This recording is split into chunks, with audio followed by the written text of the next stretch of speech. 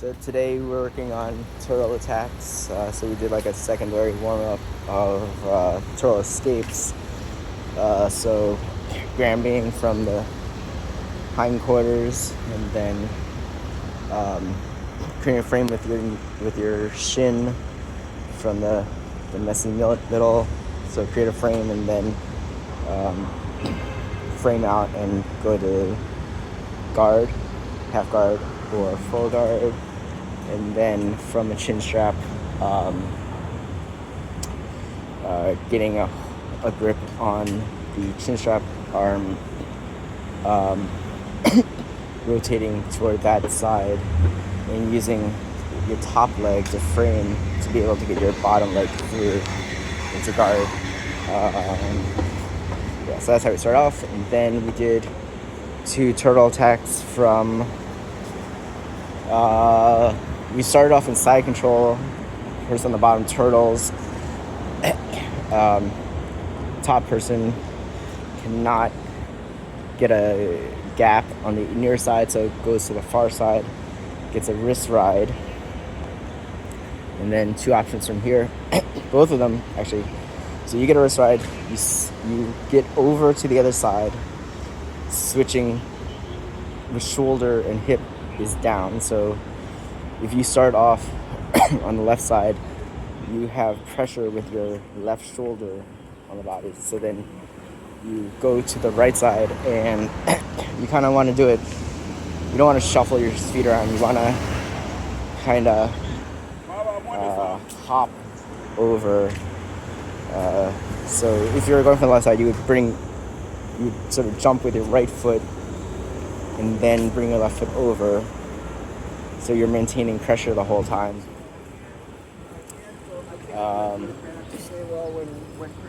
And you switch shoulders. So you're going from the left side to the right side. You move with your weight on your left shoulder on the back to your right shoulder on the back. So now you're facing toward the legs.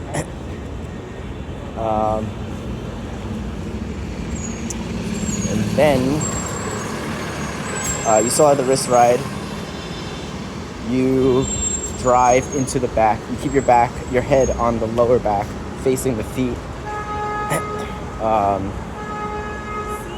And you can use your legs to drive into the body. And then this is where it diverges. So first one, you have one hand still on the wrist, and then you bring the other hand either on top of the first hand or right next to it on the arm, but you want to have it as far out on the arm as possible, so the wrist or the hand, kind of like a wrist lock almost.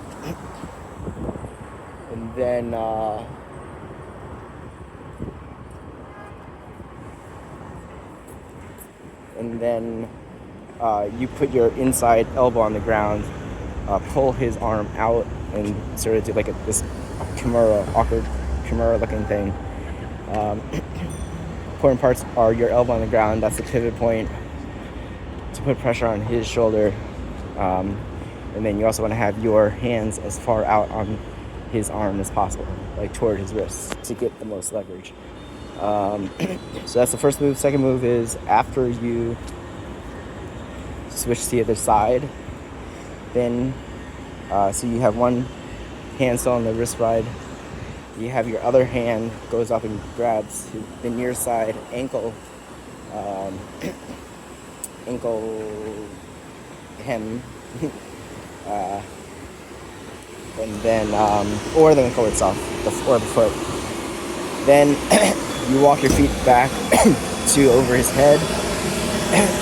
Your far side knee pushes against his head, and then you kind of rip up with your hands so that he's pulled up and onto his side. But you use the pressure on his neck or skull as like a wedge. So you're kind of rolling him up on his head into a knee pinch. Then it's like a sloppy knee pinch. So then what you want to do is you want to scoot your knees further into his body and bring your head down so you consolidate the knee pinch. At this point, you have all the knee pinch options. So today we went for an armbar. So once your knee pinch, one foot is like already in position. You can bring it up so that your foot's on the ground instead of your knee, and then swing your other swing your other leg over,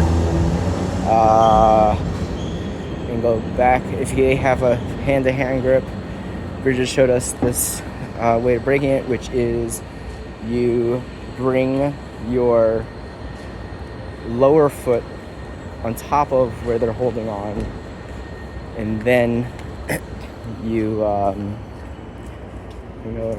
then you figure four, and kind of sit down, and you apply pressure by squeezing your knees together. That should open up the hands, and then you can go into the normal armbar. Yeah, I think that was it. Then we just rolled. Is anything unusual about the rolls? No. Yeah. Just I guess the layoff from coming back. Reactions are slower.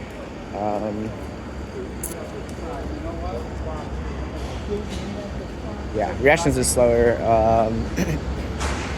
Kind of didn't remember things, but options were less clear, I guess. Yeah, more defensive, option was clear. I was talking to Tristan after. He says it's like sometimes he feels like all the stupid stuff he does goes away because yeah, so I guess maybe bad habits are easier to get rid of at this point. Yeah, but it wasn't too bad. It was definitely a difference. Definitely felt less like comfortable and whatever. But it wasn't too bad.